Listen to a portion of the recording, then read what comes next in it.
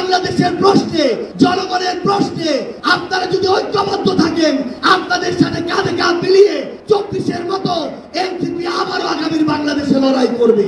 আমাদের মনে আছে ওই 3, 4, 5 আগস্টে আমাদের আমির সাহেব, সিনিয়র নায়েব আমির সাহেব কিভাবে মার্চ টু গণভবনের ঘোষণা দিয়েছিলেন। আমরা স্পষ্ট করে আপনাদেরকে একটা কথা বলি, এই 24 পরবর্তী বাংলাদেশে আমরা যারা অভ্যুত্থানের সহযোদ্ধা ছিলাম, আমরা যদি ঐক্যবদ্ধ থাকি, আগামীর বাংলাদেশে আর কোন ফ্যাসিস্ট কোন নামে কোন ব্যক্তিকে সামনে রেখে কোন দলকে সামনে রেখে এই বাংলাদেশে দাঁড়াতে পারবে না।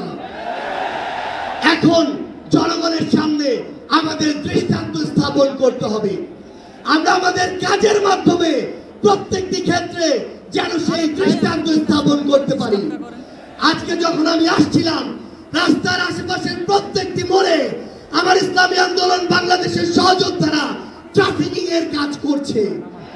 এটাই হচ্ছে দৃষ্টান্ত যে আমরা কাজ করব, আমাদের রাজনৈতিক সমাবেশ করব, একই সাথে জনগণের যেন দুর্ভোগ না হয় সেটাও আমাদের মাথায় থাকবে। আমরা এর আগেও দেখেছি এই মাঠে প্রোগ্রাম হয়েছে, প্রোগ্রাম শেষ করে মাঠের প্রত্যেকটি ময়লাকে পরিষ্কার করা হয়েছে। এটাই হচ্ছে আগামীর বাংলাদেশের দৃষ্টান্ত যে আমাদের যারা সাময়িক যদি কোনো সমস্যা হয়, আমরা আবার ঐক্যবদ্ধভাবে সেই সমস্যার সমাধান করব।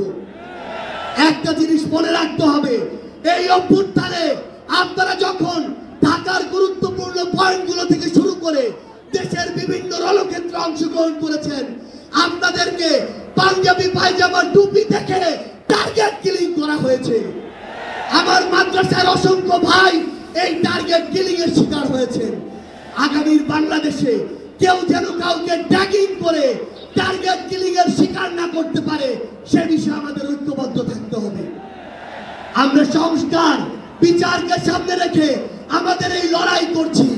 আপনারা পিয়ারের কথা বলেছেন, এই যে পিয়ার আগামীর বাংলাদেশের সংসদে আমরা যদি আসলেই জনগণের প্রতিনিধিত্ব চাই, তাহলে আগামীতে এই পিয়ার নিয়ে আমাদের আরো জোর সোরে ভাবতে হবে। আমরা আপনাদেরকে স্পষ্ট করে আমাদের জাতীয় নাগরিক পার্টি এনসিপির পক্ষ থেকে অঙ্গীকার করি, বাংলাদেশের প্রশ্নে, জনগণের প্রশ্নে আপনারা যদি ঐক্যবদ্ধ থাকেন, আপনাদের সাথে কাঁধে কাঁধ মিলিয়ে 24-এর মতো এনসিপি আবারও আগামীর বাংলাদেশে লড়াই করবে।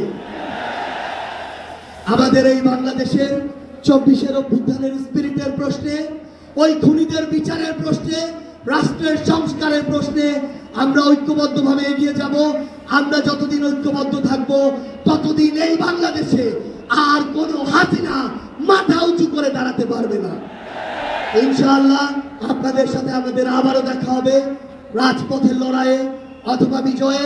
ততদিন পর্যন্ত সত্যের সাথে থাকবেন, ন্যায়ের সাথে থাকবেন। যত বড় খুনি, যত বড় সাহসী, যত বড় নেতাই ফ্যাসিস্ট হয়ে ওঠার চেষ্টা করুক না কেন, আমরা ঐক্যবদ্ধভাবে তাদেরকে প্রতিহত করবো ইনশাআল্লাহ।